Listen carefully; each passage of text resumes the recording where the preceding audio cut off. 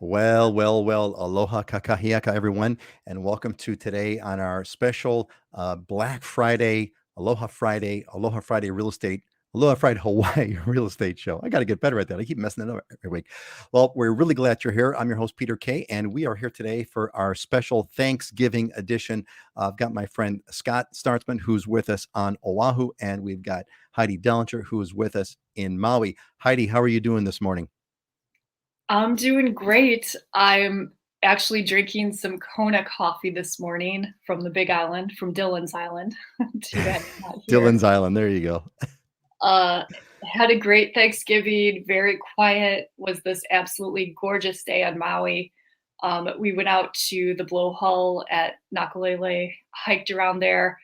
A lot of people just hike down to the blowhole and then leave, but there's actually some really great hikes around there. Um, so that was fun, and then went over to Honolulu Bay, which is also one of my favorite spots. So it was a great day. Honolulu Bay has got some of the most amazing surf. They got some incredible footage. And Auntie Joyce was with us. Happy Aloha Friday to you, and happy post Thanksgiving. Happy Thanksgiving holiday to you, Auntie Joyce. We're really glad that you're here. Scott, how's it going over there, man? Today is awesome. I woke up this morning and there was like a chill in the air. And I looked at temperature said 70, and I was like, well, wait a second. There's a chill. What? But it was perfect temperature when I went to run. I did a run this morning, halfway around Diamond Head and whatnot. And it was like perfect temperature. I wasn't overheating. Trade winds are blowing, bringing in that cool air, so you can tell it's getting into that winter time here. It's like perfect temperature. So it's awesome.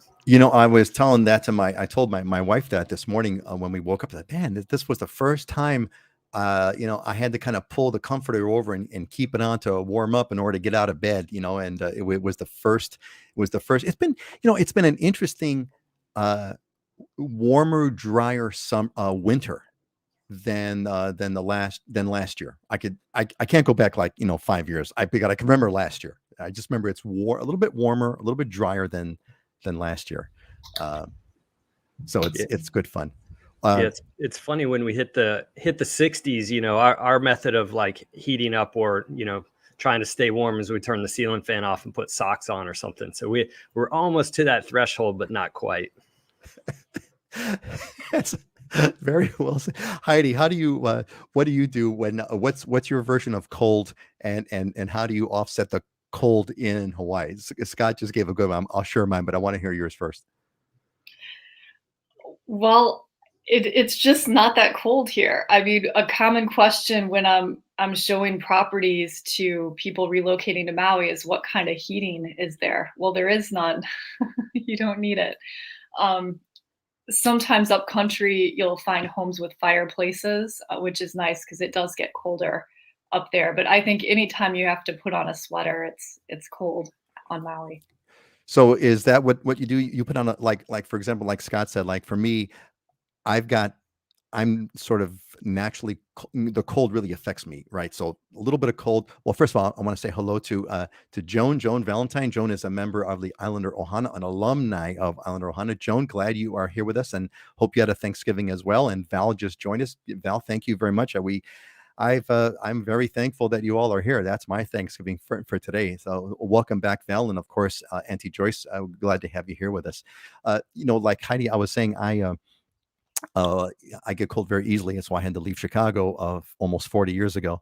But like Scott, I'll put on I got my socks, and I got my sweatpants, and I got a long sleeve t-shirt. That's my winter dress with the windows on. What's yours, Heidi?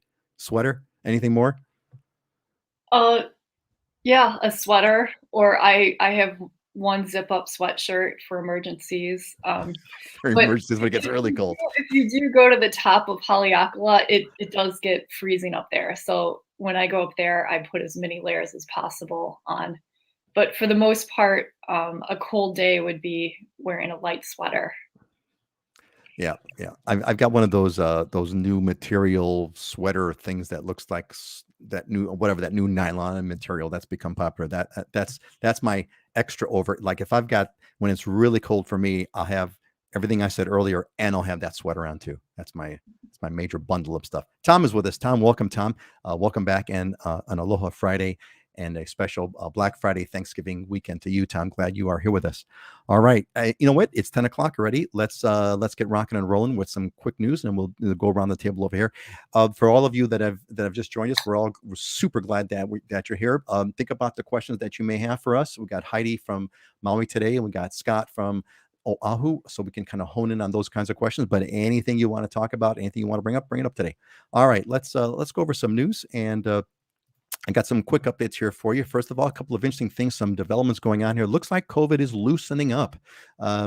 We've got starting on December 1st, there will be no state limits on social gatherings and capacity limits in restaurants, bars, and gyms. So it looks like that hopefully that restaurant backup that we've all been suffering from is going to it's going to start to alleviate itself. And it looks like the arrivals are coming back. I mean, we're just about where we were pre-pandemic, so everyone was kind of freaking out and afraid if we weren't going to make it or not during the pandemic period. They weren't sure about, for example, how quickly the industry was going to bounce back. Looks like it's bouncing back pretty solidly. We're only like a 15% down from pre-pandemic pandemic times. There's an interesting thing going on in Maui. I want to get Heidi's feedback on this when it's your turn, Heidi. But there's a Maui mayor recall. Apparently, there's a group that is apparently fighting back on Maui. They're upset with the mayor and his. And they cited that the mandates, transparency issues, or lack thereof, and there's a recall vote. So it happened last week. I don't know if the recall vote has come through or not, but I'd like to kind of hear Heidi to give us a quick update on that. And it looks like the Oahu hotel tax is going to be going up. So you're going to be paying. I think it's currently a 10% tax on hotel. Transient it's called a TAT, T-A-T, the transient accommodations tax. I believe it's at 10%, and there's going to be cranking up it's going to go up by 30%, which means they're going to add 3% to it. So it's going to be a 13% tax versus not. So if you're going to come to Oahu, do it now. You save yourself a few bucks on the hotel. And then finally, I want to get some feedback from Heidi on this one. Oprah Winfrey bought a 3-acre property. The interesting part about the 3-acre, she bought a 3-acre property on Maui. I think what was interesting is that she paid $7 million for it. But I think more interesting was that the record showed that the sellers, get this one, gang, the sellers purchased the people that sold it to her, bought that property in 1974. So here's what we'll do for this one. So here's the group. Here's the thing, gang. So I want everybody to here, all of our audience. I want you all to put in the comments. I want you to take a guess at what those people bought that property for in 1974. What they bought the property for in 1974. So I'll repeat it again. So listen closely. It's a 3-acre property in Kula on Maui. You could use Google to research this if you could find it. That'd be kind of cool. But it's a 3-acre property on Kula in Kula on Maui. Oprah Winfrey bought that. It's 3 acres. Oprah Winfrey bought it for $7 million. So here's the question to guess. Guess what the sellers bought the property for in 1974, right? So y'all kind of put that one up there. I see. So Kinaya says 250K. The bids are coming in. So send them all in and we'll see we'll see who kind of wins the prize over there. All right. So they're all coming in. This is great. Okay. So we have a little bit of fun here today on our Aloha Friday. So look, let's go around while those things are coming in. Let's see let's first say hello to our friends here who are just joining us. Spencer, aloha from Kona, moved from New York City. Welcome, Spencer. We're glad you're here. Welcome to the Ohana. Banachan 888, aloha from New Jersey. Good to see you. I'm glad that you're here. Glad that you are joining us. Jim David over YouTube, aloha. And Bernard is back. Aloha from New Jersey, Bernard. Welcome. Good to see you back.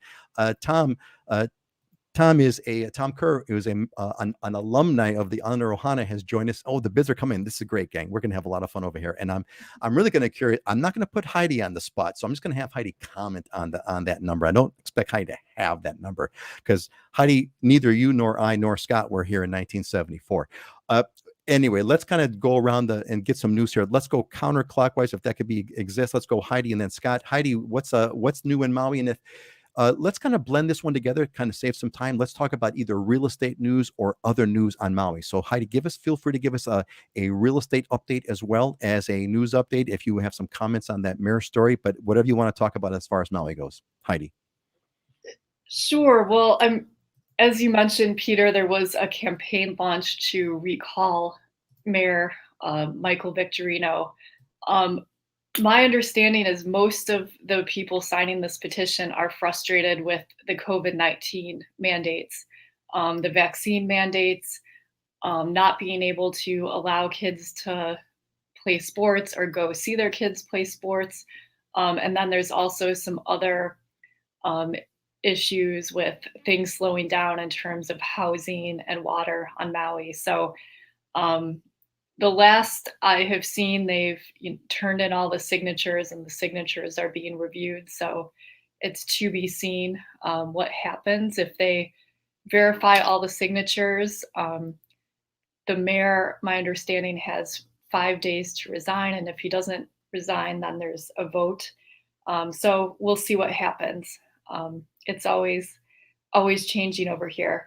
But in lighter news, the first whales have been sighted off of Maui. So humpback whale season is kicking off. It's about November to May. We have humpback whales here. They come to Maui from Alaska to have their calves, and it's really fun to see them out there in the ocean. I just love this time of year. Whale watches are so cool. I used to always, I still say that, whales know something. Whales come to Hawaii for the winter, so they got something right. So whales are quite a bit smarter than we might think. A couple of folks have joined us. Alex, aloha from Visalia, California, and Christy from Reno, Nevada. Christy, I have my daughter lives in Reno, Nevada, so I love that place. It's a great town. And Patrick is back. Welcome back, Patrick. Good to see you, buddy. From Raleigh, North Carolina. Scott, give us the what's the Oahu update? What's going on Oahu real estate? Oh, Heidi, by the way, I'm sorry, before we go on, is there anything that you want to report about real estate in Hawaii? Any kind of an update that's notable? That's not like the market's crazy and everyone's buying and prices are going up. Well, buyer demand is still really strong here, and inventory is low. I mean, basically the story continues. I mean, the number of new listings coming on the market is similar to where we were in 2019, but the difference is things are selling at a much faster pace. There are not as many sales happening as we had a really big spike in the spring, this spring 2021, because coming out of COVID. So not as many sales are happening as then, but it's just, the market keeps on going. So yeah, I looked at what's for sale. There's 131 condos in Maui County and about 167 homes and 131 parcels of land right now. Wow, that is amazing. Joan asks, can we see the whales on Oahu? Yes, Joan, you can. Actually, Joan, I was thinking about this. We're going to have a Islander Ohana meetup, and we're going to do the Makapu'u Lighthouse hike, which is like the best hike on the island, and it's perfectly suited for whales. So the Makapu'u Lighthouse hike is the place. And Joan, yes, you can see whales on Oahu. Whales are also smart. They visit all the islands. They go to Maui. They go to Oahu. They know where to go. Hey, so look, let's before we move on to you, Scott, I want to announce the winner of the contest. Y'all had a bunch. Y'all saw the guesses. I was flipping them on the screen over there. The winner is Bernard. Bernard at $75K. The actual number that they bought the property for, the 4-acre Kula Maui property in 1974 was for, oh wait, no, I got it wrong. It's not Bernard. No, it might be Jim David got it. Jim David got it. The price, $50,000. So quite a deal. If you had the foresight, probably I'm going to guess in 1974. Here's my guess. My guess, and Heidi, you could confirm or deny this, but my guess would be in 1974. Someone said, "Why on earth? Why on earth would anyone ever pay $50,000 for 4 acres? That's insane. That is an insane price. You got to be out of your mind." That's my guess. That's my guess in 1974. But today, so those folks made out pretty good. God bless them. They made out pretty good. Bought it for $50K, sold to Oprah Winfrey for $4 million. And congratulations to Jim David for the right guess. Did you think that? So, folks, those of you that we had them like all over the map, some folks like Jessica had 189, Patrick had 100, all good guesses. I mean, I would even know what to guess. Christy had 5K. So interesting. What do you think about the number about 50K? Does that sound right? So did you? Oh my God, Auntie Joyce, did I miss you? Did she hit it right? Oh my God, did I? Hold on a second. Oh, so Auntie Joyce, forgive me. You had it first. When I was scrolling from the bottom up of the comments in my haste to get the right number. So Auntie Joyce had it correct. The first one who had it right. Very, very good. You had it right. And thank you for pointing it out to me. I just want to Excellent. comment, even if they paid 100K for it, would it be worth it to sell it for 7 million? Right? I mean, it's unbelievable, right? Unbelievable. So yeah, 7 million, buy it for 50 or buy it for 100. I mean, geez. But again, it is 1974, right? This is 1974. So we're talking how many years of that? That's a lot of years. 40 years, almost 40 years. So it's 40 years of appreciation. I'm sure Oahu homes were super cheap in 40 years ago, I'm sure. Anyway, okay, long-winded answer. Thanks, everyone. I'm so glad you all participated. This is making me think we need to start doing some contests and some giveaways. I got to figure out how we're going to do that. And then when we do the giveaways, I'm going to give Auntie Joyce her just due on giveaway. Scott, okay, long-winded. Scott, we're having some fun. What's up on Oahu? What's the news? Or anything you want to share real estate-wise? Anything you want to share news-wise? What's happening on Oahu?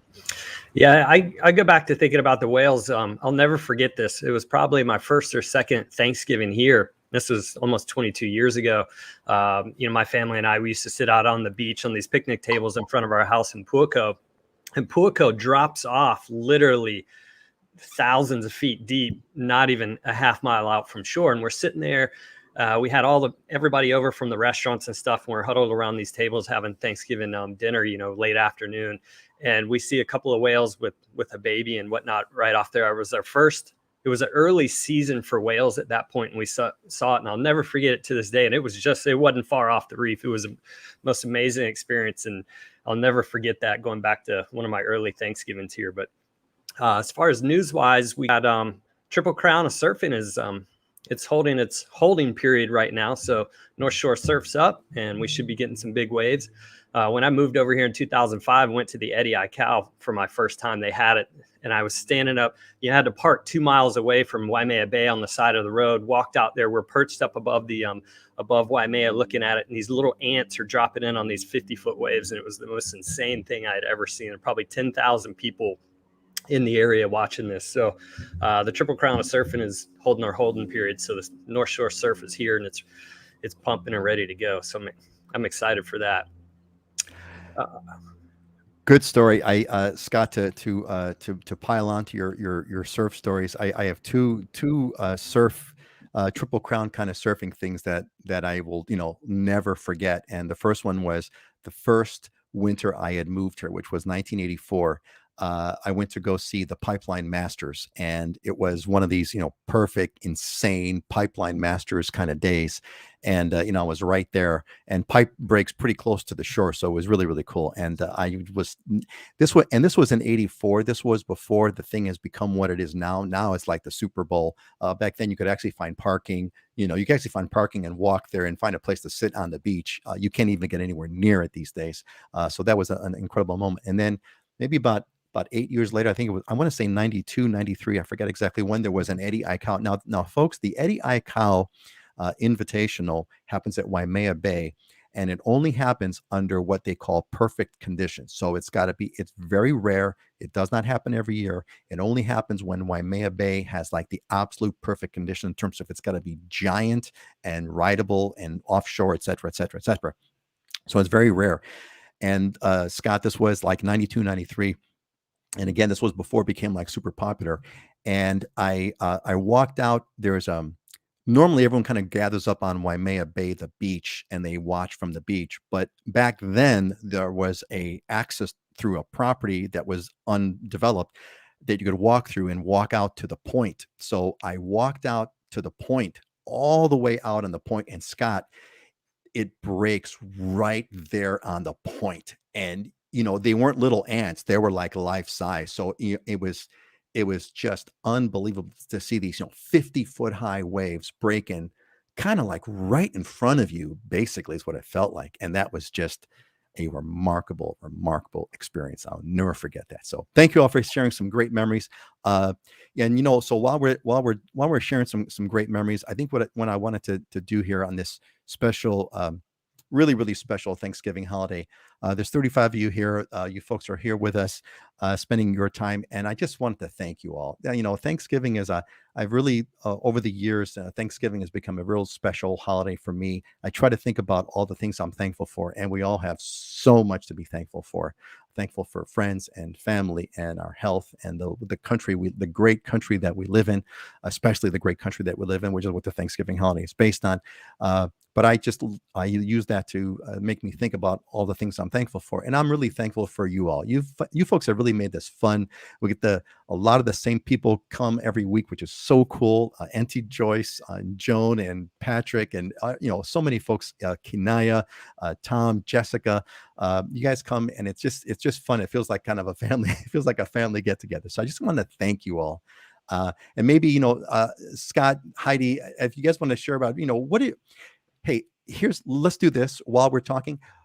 In the comments, I'd like you all to post the thing that you are the most thankful for. What's the first thing that comes to your mind? What are you thankful for? Heidi, what are you thankful for? Well, I'm thankful for my amazing fiance, and I'm thankful that I had the courage to make a big move to Maui. When I did, it's been the best thing I ever did. And at the time it was scary because, big change, big move, but I'm just thankful and grateful that I did that. And I'm so happy for you about that, Heidi. Folks, if you haven't known, Heidi was engaged several weeks ago, and she at least didn't announce it on the show, but shared it with us on the show, which is really totally awesome. So, Heidi, we're super happy for you. Scott, what are you most thankful for? For me, it's always health. I mean, without health, nothing else matters. I write that at the top of my goal list. Most people don't know. For me, I got a pretty beat up body. I had surgery on my right shoulder. My left shoulder's torn. I've had left hip surgery. I got a torn herniated compressed disc in my back and a torn calf that's never going to be the same I tore 2 years ago. So I go to a personal trainer 3 times a week just because I have to have somebody that modifies how I work out. But at the end of the day, all the things that I try to accomplish and push for and do, you got to have the energy for, and you got to have the health, you got to be healthy. And so for me, staying in shape and staying active is really important. So health is the number one thing. Without it, nothing else matters. Yeah, Scott, as we age, it's kind of an amazing part there. Jim David, God bless you, Mom is still with us at 90, absolutely. And I thank you, Auntie Joyce, for saying that, which I wasn't quite ready to say yet. But Heidi, we want to see the ring, Heidi. We want to see the ring. So we'll be. Oh, there. Hold on a second. Let me kind of zoom in on this. There we go. Let me get Auntie Joyce's comment on there. That's it. Well, there you go. There's the ring. Congratulations, Heidi. It's beautiful. Beautiful. Love the ring. So thank you, Auntie Joyce, for asking Heidi to share the ring. God bless. It's a great thanks coming in. But Scott, you're so right. What I kind of notice is that as you get, the interesting phenomenon is, as you get older, the mind does not age, right? I don't feel any older in my mind at all. But then when I see some pictures of here's what's even weirder. Now, what do you folks think about this? What's even weirder is when I look in the mirror, I see myself and I see, my hair color, and I see wrinkles and everything like that. And I kind of see, okay, I'm older. But when I see myself in pictures, I'm like, man, I look old. So it's like your body ages, right? Your body ages and it feels these things, but your mind does not. And that's an interesting part about it. So yeah, indeed, Scott, and stuff starts breaking, right? Stuff starts breaking as you get older. Things creak and things crack, and it's not quite the way it used to be. We've got OMD, it's old man disease. Or AGE is the other one too, right? What's AGE? Age. Oh yeah, of course. Yeah, of course. AGE. Yeah, there you go. Okay, I thought it meant something. Hey, we're getting some great thanks over here. So Tom Kerr, Islander Ohana alumni, living the American dream that is given the opportunity to retire. Indeed, living the American dream that has given us the opportunity to retire in Hawaii. Love that. Absolutely. And hello, helper, love to and say hello to Alex Martin there, and always healthy. Patrick, even your picture kind of looks like you're kind of healthy, like you're a workout kind of a guy. Health indeed, to what Scott says. Okay, I think we got we have a spammer on the thing. We have helper love here who's saying hi to everybody. So I'm going to skip those comments from now on from helper love. In fact, what I think I'm going to do is, well, we'll see. I may, yeah, I think I'm going to. We'll see how this goes. We may have to block helper love. Depends on what kind of help that we get in love. Okay, and Joyce, yeah, there you go. Auntie Joyce says gorgeous on the thing. Excellent. Yeah. So helper love, thank you very much, helper. We're gonna say goodbye to you. We wish you the best. Okay. So anyway, gang, keep calling in. We want to hear what you're thankful for on this Thanksgiving weekend, Thanksgiving holiday. I certainly am thankful for all of you for being here. All right, so gang, quick reminder: pop in all your comments. We got a couple of questions that popped in. Jessica is here with us, so we're gonna. Jessica Morris is here with us, and Jessica gave us a really good comment. Let me pull this up over here really fast. She gave us a question that I want to cover.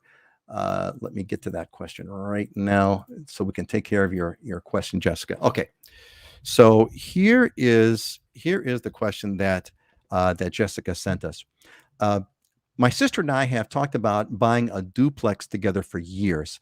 I've seen some, quote, multi-generational homes on Oahu for sale that could fit the bill. Does anyone have advice for buying a home with a family member? Is it possible to finance with two separate mortgages, or should we save up and pay cash? Is our dream going to end up in a nightmare? So this is great. So multi-generational homes are something that's real on both Oahu and Maui. So I want you both to comment on it. But since this was primarily, since Jessica does live in Honolulu, Jessica from Honolulu, congratulations, Jessica, a member of the Islander Ohana alumni that moved to Oahu. So I'd like to hear, Scott, what advice do you have for Jessica who's deciding on, should I buy a home together with my sister? Should we do a multi-gen home? What's your advice, Scott? Yeah, it's funny. I've probably dealt with this conversation 6 times in the last month, and it's always a very technical, you got to sit and think about it. So to answer the question on cash financing, you wouldn't get 2 loans. You would basically qualify together, get 1 mortgage on the property. So you could probably buy more property together. Obviously, the more people you hooey up together with, and qualification standpoint.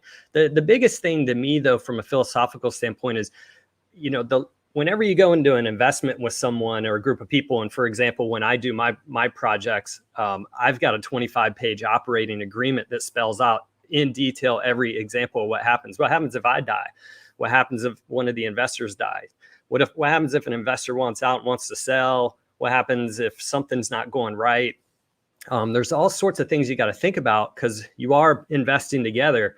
And the longer you're in a marriage together in that way, the more likely your commonality and life is going to change, and people are going to want different things. What happens? You get 6 years down the road and one person wants to sell and the other one doesn't have the capacity to buy them out. What happens? You got to talk through a lot of those scenarios. Or if someone does pass away for some crazy reason, or there's a divorce or something, and things start to get affected, there's a lot of moving parts. The simplest and easiest is always doing something on your own. Whenever you add other people, especially family members, you got to be really careful and map things out and go over scenarios and document them so you don't strain that family relationship when you go down the road.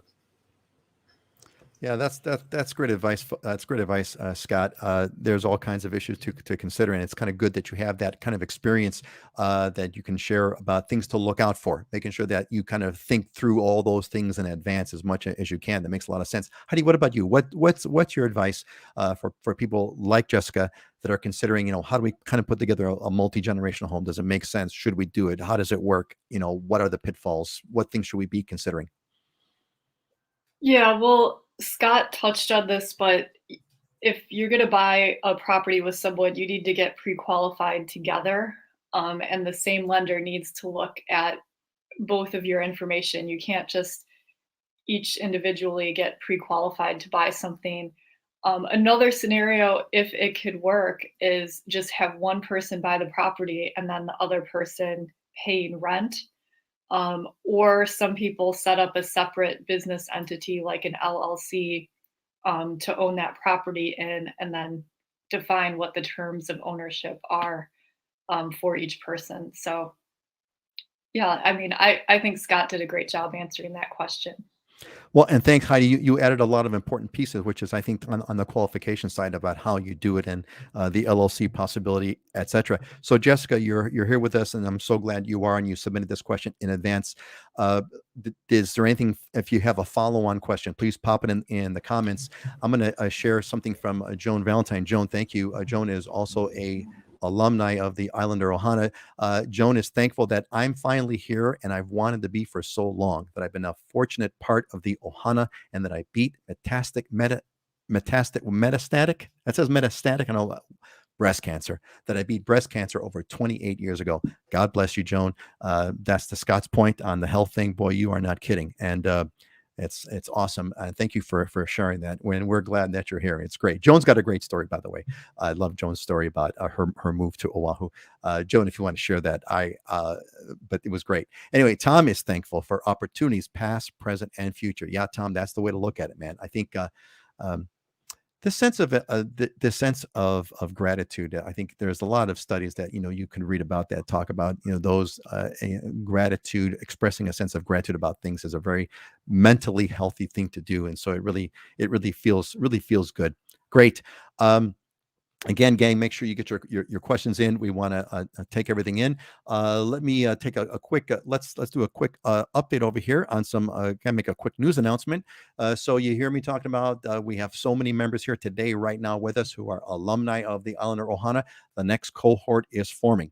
We're going to start in January of 2022. Around the middle of January, the registration is open. If you're on the newsletter and if you registered earlier, you got an invite. But if you haven't, you definitely want to be a part of that. So what this is all about, what the Islander Ohana is really all about is for people that want to move to Hawaii, that are serious about Hawaii.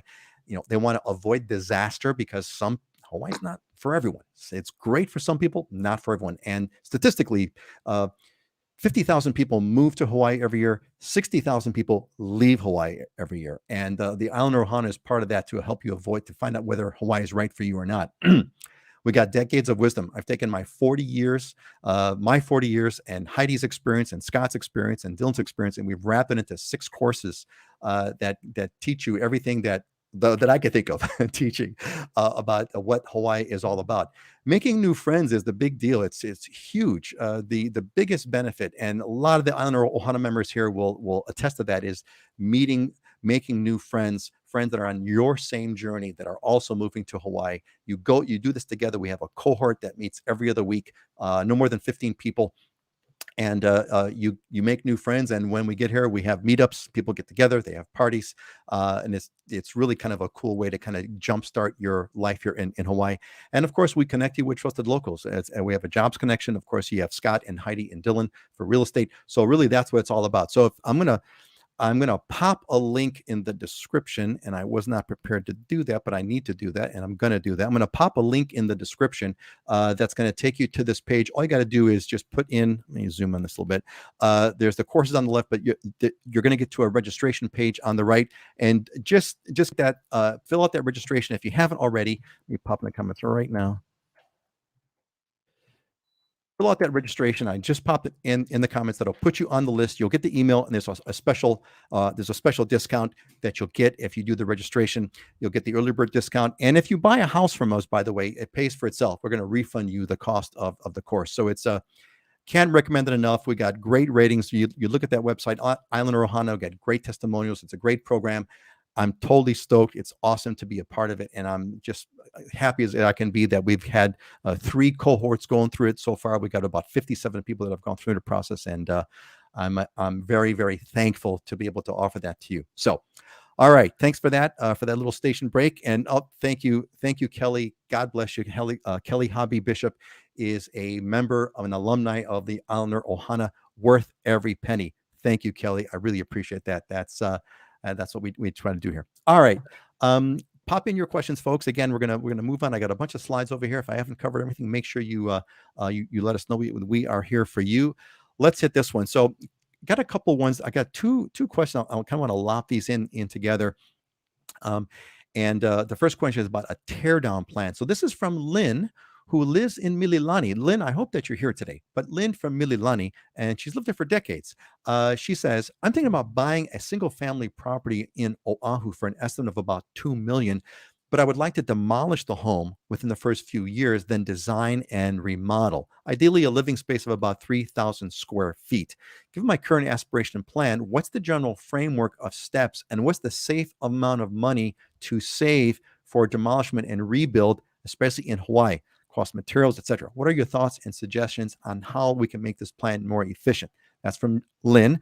And we also had another one from Karamov and from Han in Wendell, Arizona, asking basically price per square foot. What's the price per square foot?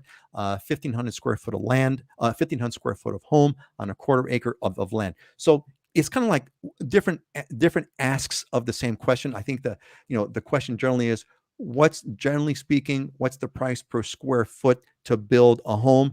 And if you guys got some sense of what's the price per square foot for the land, because of course we have two different things. We have the home and the land. Why don't we do this counterclockwise? Heidi, why don't you kind of start this one off? What would be your response? Average, roughly, what could you expect to, if you're going to build a house from scratch on Maui, what's the price per square foot for the home, and maybe generally speaking, what's the price per square foot of land in Maui, if you have that kind of information available? Yeah, I mean, these are great questions. It just varies so widely, depending on what area you're looking at, what type of property. As far as building, I mean, do you need to get an SMA permit? Is it in a historic area? Is there a cesspool that needs to be converted over to septic? Do you need to do 150,000 and just site preparation, moving rocks around to level the land before you start building? So there's just a lot of unique considerations. I mean, a good start is kind of identifying an area or piece of land you're interested in, and then speaking with some local builders and architects and kind of getting an idea of budget. I mean, for a very, very basic house, building costs in the past, which are, probably more now, but for something very basic, I mean, if you want a ballpark number, maybe around 500 a square foot, and that would be, for very basic construction. But there's a lot of important considerations to look into. So Heidi, yeah, and again, there, like you said, you're so right. There are so many variables. There are so many factors. But if you just took a round number of $500 per square feet, somebody do the math for me, because I can only calculate my calculation. My math in my head has completely atrophied due to spreadsheets and computers and everything. I do everything on spreadsheets now. So I cannot tell you what 3,000 times 500 is. So if someone can know what 3,000 times 500 is, that'd be great. That would give you about a 1,500 square foot house. 1,500 square foot is one. That was one. One was 1,500 square feet and one was 3,000 square feet. So I can do that kind of math. I do know that 3,000 is double 1,500. So Heidi, do you have the 1,500 square foot number? 1,500 times 500? That would be about 750,000. Okay. Thank you, Heidi. So 1,500 square foot home, 750,000. Therefore, a 3,000 square foot home would be 1.5 million. There's some ballpark numbers. Scott, before we go to you, I want to give a big, huge mahalo, a big thank you to Joan. Joan says, run, don't walk to the website and sign up now. You'll meet wonderful people and gain knowledge from Peter that you won't get anywhere else. Thank you, Joan. That's exactly what I've been wanting to do, is to connect you would make new friends, meet wonderful people that are all on the same path. And that's what the Islander Ohana is all about. Thank you, Joan. Thank you. Scott, what's your response to Lynn, who's looking, 3,000 square foot on Oahu, design, build and, tear down and rebuild, etc. What's your recommendation? You've done a bunch of these. Yeah, on Oahu here, you're pretty much starting off at about $300 a square foot, and that's if you're on a level lot. The minute you start adding retaining wall work and site prep work and stuff, then the cost goes up significantly. But and that $300 a square, $300 to $400 a square foot just for kind of basic construction. Cost of materials are coming down now from the backlog that we had during COVID, so it's getting a little more reasonable. It had bumped up to a minimum of about $400 a square foot, but then when you get into custom, and that's going to depend on your finishes and some of the design components that you do, your $400 a square foot and up. The custom stuff, the heavy custom stuff starts at about $500 a square foot over here and goes up from there. I remember talking to someone not too long ago who is doing some construction work down at Kukio on the Big Island, that's where like the biggest collection of billionaires are. And they're at like $1,200 a square foot, something ridiculous. So that kind of gives you a range, and a lot of it comes down to what kind of architecture you're putting together and site work. As far as the price per square foot, I do a fair amount of it. That's a bigger mainland kind of question. We don't do it as much here.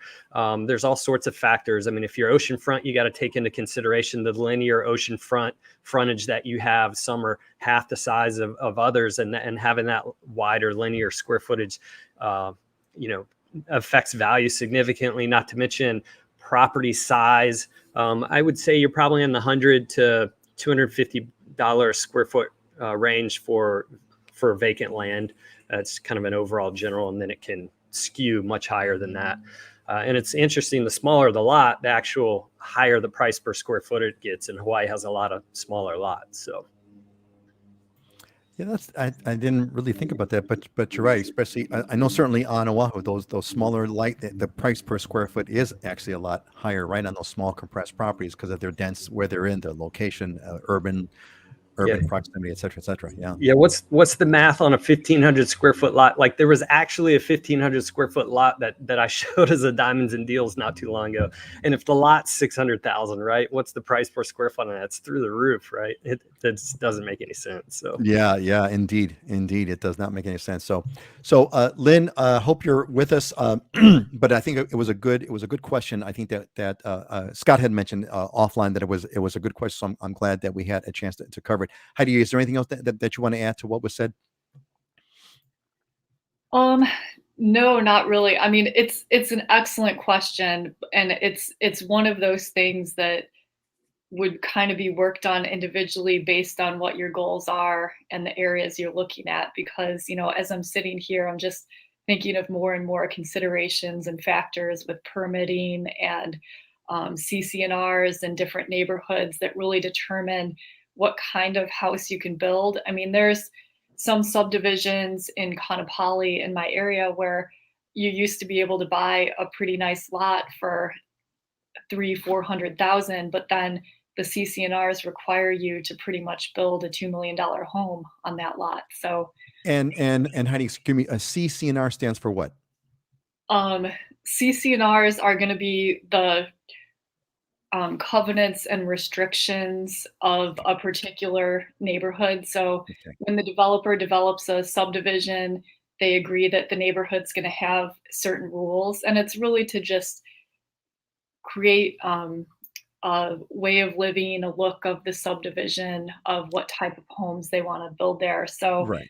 I mean, if you're buying into a particular neighborhood or subdivision, it can be convenient because often utilities, everything's already set up for you, versus where you're buying somewhere off in the wilderness. I mean, you might not have any water, you might have to set up your own catchment system.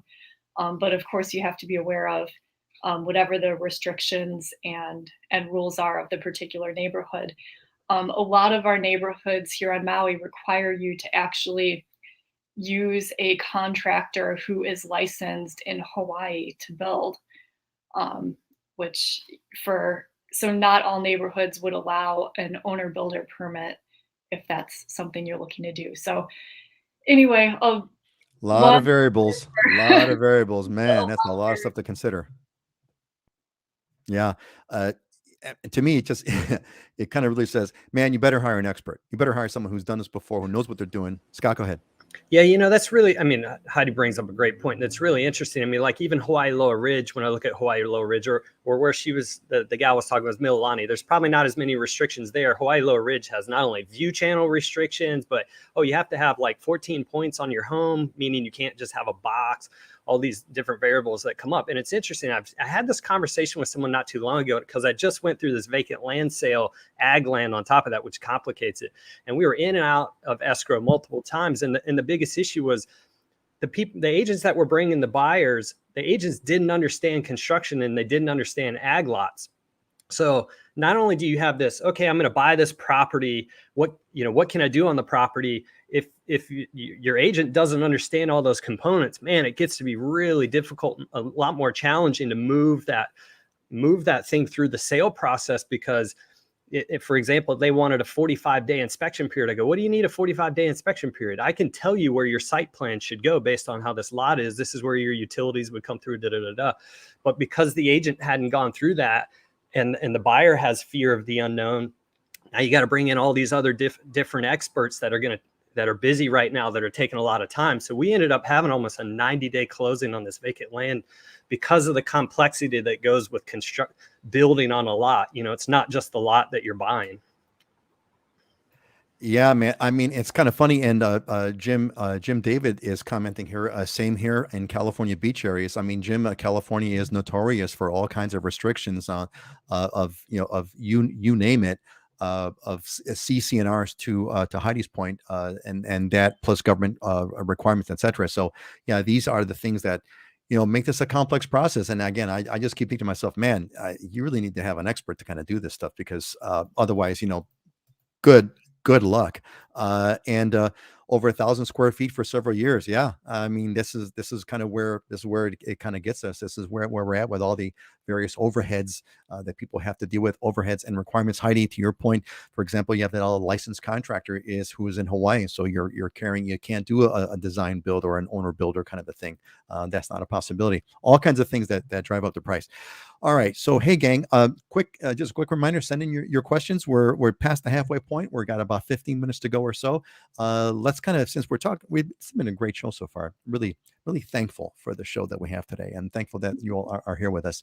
Let's why don't we do this? Let's get to our diamonds and deals. This is the fun part. Diamonds and deals is where we kind of I've asked Heidi and Scott to bring properties that they feel are inspirational or aspirational, diamonds or deals or both, and so it's kind of fun. So let's take a look and see what we've got over here. So all right, so this is like a beautiful property. So what's this? Heidi, this is a Kula Maui 3-bedroom 2.5 bath for 1.3. That's a deal. Heidi, what do we got here?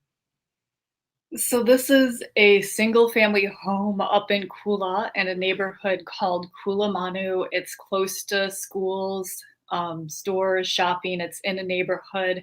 It has some pretty incredible ocean and Haleakala views. You can see in the upper right-hand corner, Yeah. there's all that seating at the lanai looking out to the ocean and the mountains beyond. That's excuse me, Heidi, I gotta say, that's such a cool shot. I didn't quite recognize that until you mentioned it. It's like everyone's got like front row seating to look at Haleakala and the ocean view. That's so cool. I love it. Now, is there a sunrise or a sun? Would that be a sunrise that they would see over there? I can't place it right now. But anyway, it's amazing. Sorry, Heidi. Yeah, I mean, this house is pretty amazing. It's the lot's over 10,000 square feet. There's fruit trees, there's a terrace garden, so it's great if you like gardening. You can see there you have a 2-car garage. And then on the bottom right-hand corner, there's a jacuzzi on the lanai as well. So I think that's a pretty cool feature. A covered jacuzzi. So it's a diamond and a deal. This is a diamond and deal. Fruit trees, I want to kind of make a quick comment on fruit. Let's leave the property so people can see it. Fruit trees are so cool in Hawaii. Heidi, I don't expect you to know what specific fruit trees there are. If you do, please chime it in. So first question for all of you who are watching, do you have any fruit trees on your property? If you do, pop them in the comments. I'd be curious to see what fruit trees that you've got. But there's, city kid, born in Chicago, to be living in Hawaii now for most of my life, there is nothing cooler, and I mean nothing cooler than walking out to your yard, extending out your hand and plucking a fresh, perfect mango off a mango tree and eating it right there. It's the simple pleasure in life that I'm so thankful for. It's incredible. It's Heidi, Scott. I don't know if you guys have any fruit tree stories? I just love that. That's my favorite. Anyone? Go ahead, Scott. We used to have two avocado trees. Actually, it was funny. We used to have two really great avocado trees in our front yard, and I used to have the big picker and would pick them out. And it was close enough to the fence, which was funny because as they started to get to the point of being ripe and whatnot, I'd go out to the mailbox or whatever, and I'd look up, and the street side of the tree would be bare.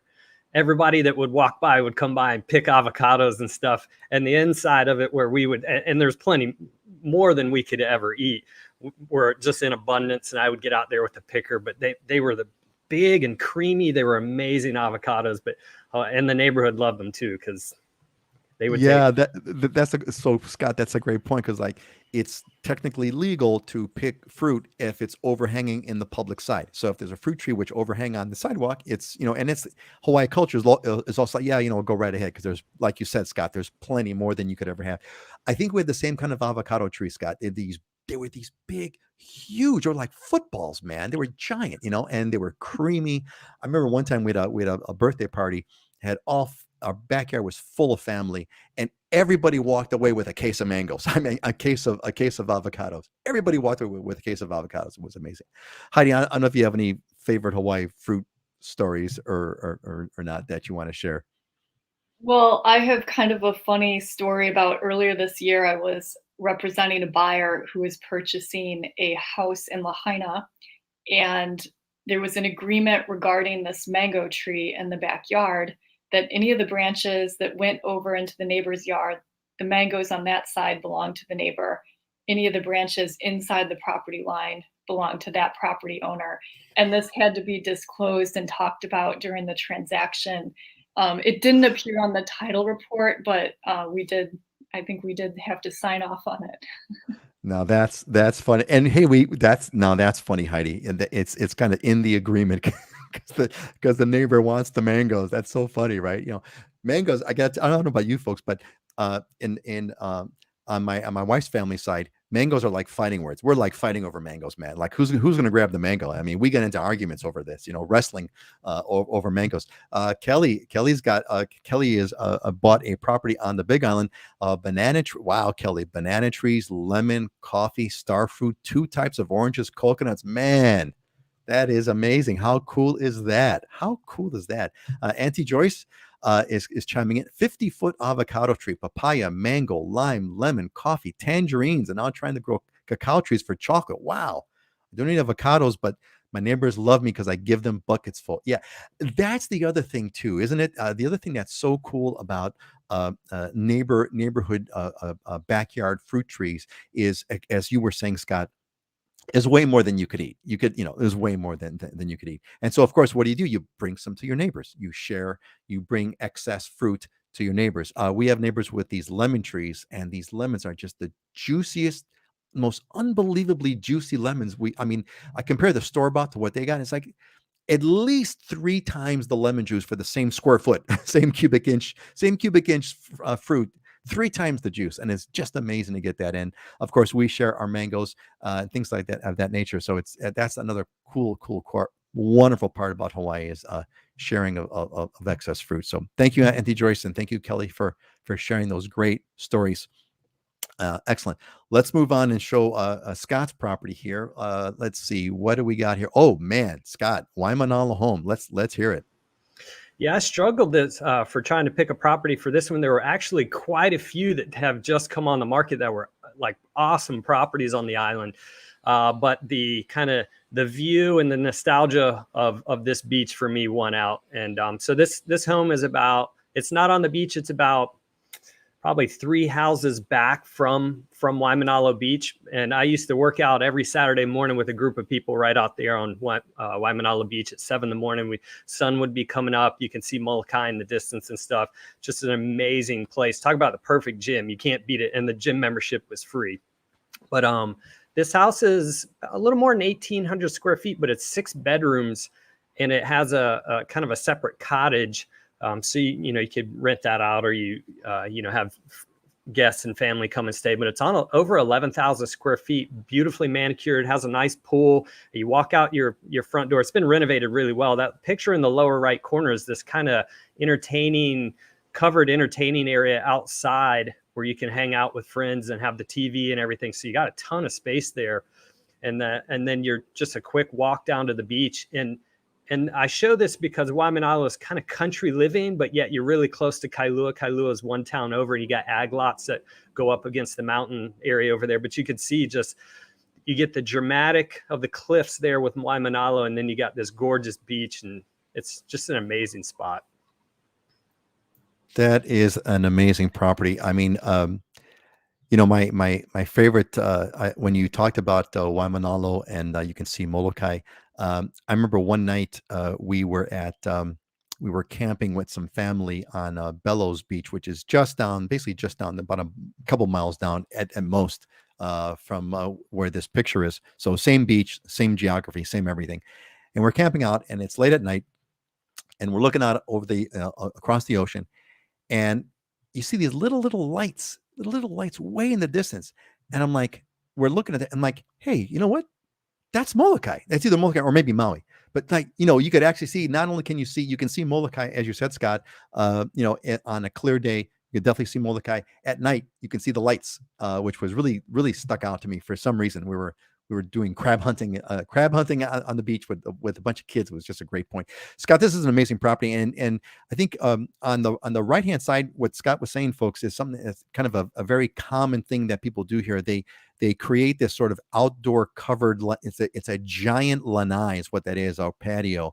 It's a giant lanai that's covered. And so that opening part, that's not a window. That's just an opening to walk out into the rest of the backyard. And of course, Scott, what's interesting about these lanai, so I've seen this, like, again, well, we did it with our house. So people will create this covered lanai, and then they'll decide to close it off and make it like part of the house. So they'll, like, where that opening is, they'll put a wall there. And of course, after they've put a wall there, what are they going to do? Extend another lanai outside of that. So there's a lanai extended from a lanai, and you have like multiple lanais and patios.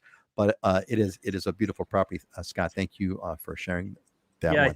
I think this is also a good example of how, the home's less than 2,000 square feet, but with that covered lanai area where you're going to be hanging out, what is that thing? Probably 500-600 square feet there.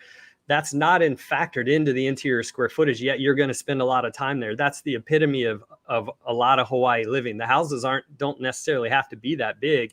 You create a space like this where you come outdoors and come into nature. There's a pool right off the side there, and you've taken your lifestyle right outside, and weather's good all year round. So why not? Yeah, and it's kind of funny, right? Because you look at that, the way that place is, the way this photograph is furnished.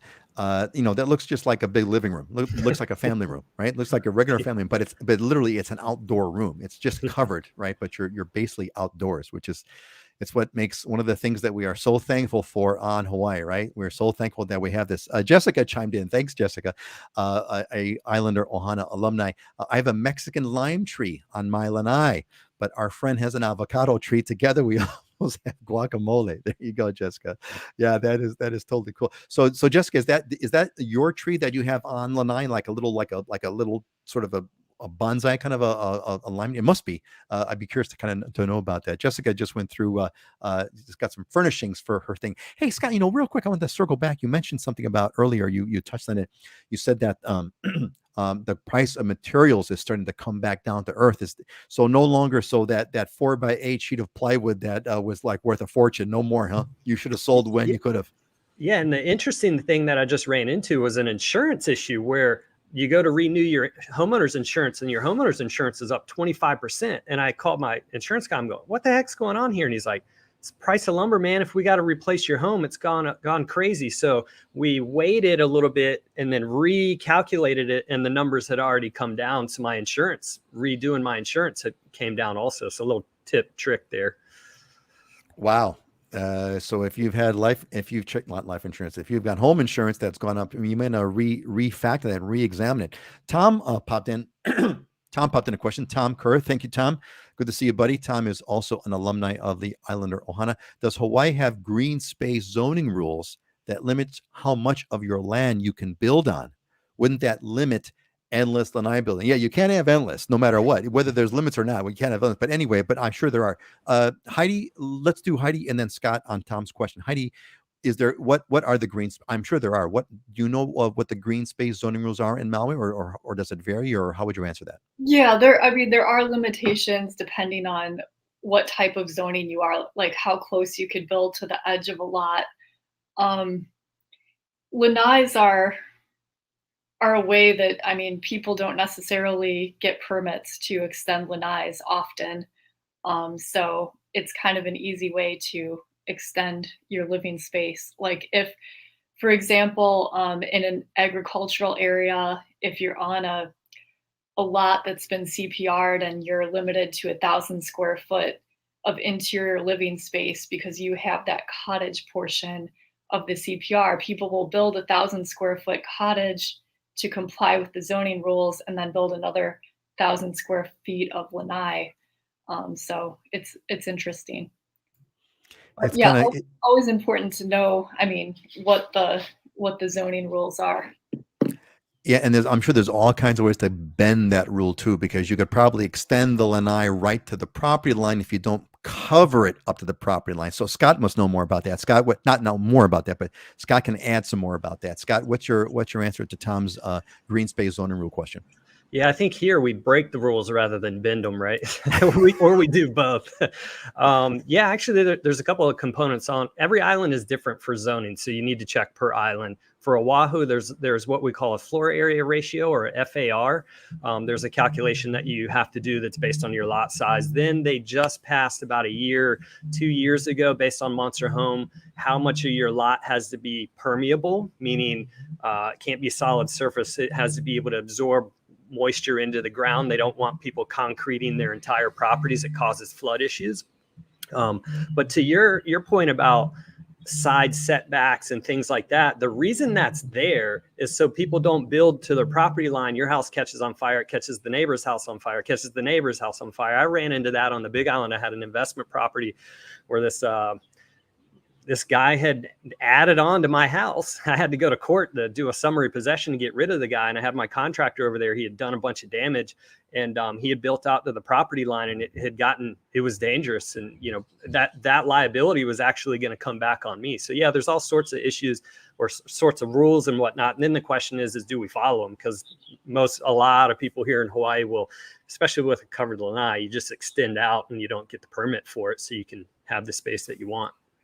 And you know, it can be sort of a pseudo temporary structure. So you know that if you have to bring it into compliance, if you get busted, whatever, you know, it's not that big of a deal to kind of tear down that covering that you may have built. It's not that big of a thing.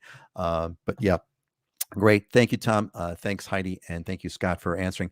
So gang, pop in your final questions. We're gonna bring this to a close here. We're gonna kind of have our closing thoughts. Why don't we kind of start it this way? So Scott, since we just got through hearing from you, I want to kind of let's Heidi, why don't you give us your closing thought to help close the show today? Well, as we were talking about the recent sale to Oprah, that the seller had purchased in 1974, I was reminded of one of my favorite real estate quotes, and it is, "Don't wait and buy real estate and wait." Love that. And the folks that bought that property for 50 grand can attest to that. My goodness. I'm gonna say aloha to Auntie Joyce. Stay safe, my friends. Got to run and get our tree put up, or I'll lose my husband for the day. Put the tree up. We've part of our my wife and I are empty nesters now, and we've got my wife is just this. My wife is this amazing efficiency machine. So we got our Christmas decorations down where everything is kind of like just right, and we were done in 20 minutes. It's like, man, it was great, and the house is festive and decorated, etc. Kinaya, who is an alumni of the Islander Ohana, any single family homes left on Oahu under $1 million? Scott, any single family homes left on Oahu under $1 million? Yeah, the median price is $1 million, so half or below, half or above. Well, there you go, Kinaya. We got your number is on one of those homes, Kinaya. Hope to see you again soon. I had the pleasure of meeting Kinaya at Makapu'u Beach at our first Islander Ohana meetup, and that was a lot of fun. Scott, what's your closing thought? Just to continue on the thankful portion, is just thankful to you, Peter, because for putting everybody together. I've met a lot of really great people through the Islander Ohana, and it's just a great connection and great group of people and lots of fun. Yeah, thanks, Scott, and thank you. I appreciate that. And it's really, it's kind of funny when you start these things. I guess here's my closing thought. My closing thought is, start with a dream, dare to dream, and follow the dream. That would be my closing thought. Kinaya, score. That's right. Because when I started this whole thing, right, this living in Hawaii thing that I started so long ago, it's been 5 or 6 years now. I kind of didn't know exactly where it was going to go. I knew kind of what I wanted to do. I wanted to basically take sort of my experiences and my story and kind of put that into a collection of website and classes and videos that kind of share and help people that were in my position trying to move to Hawaii to come over. And I would have never dreamed of the way it has turned out. It has gone far beyond my expectations. And the Ohana has been one of the coolest things, one of the most unexpected things, right? I never thought that I didn't conceive of this, but it kind of turned out that way. And it's really, really fun. It's this great group of people, and it's growing, and it's a family. It's truly an Islander Ohana. So thank you all very much. Thank you all again. Thank you so much on this Thanksgiving holiday. Thank you for being a part of it. Thank you for being a part of my Ohana. Thank you for being a part of our Ohana. Love seeing you folks every couple of weeks. And I am going to say my goodbyes now, and then let's go clockwise. Let's go, Scott, and then Heidi, say your goodbye. Aloha, folks. Have a great Thanksgiving holiday weekend.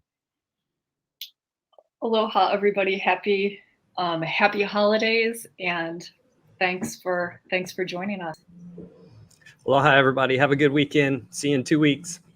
See y'all in 2 weeks. Thanks, Scott. Thanks, Heidi. See y'all later. Aloha.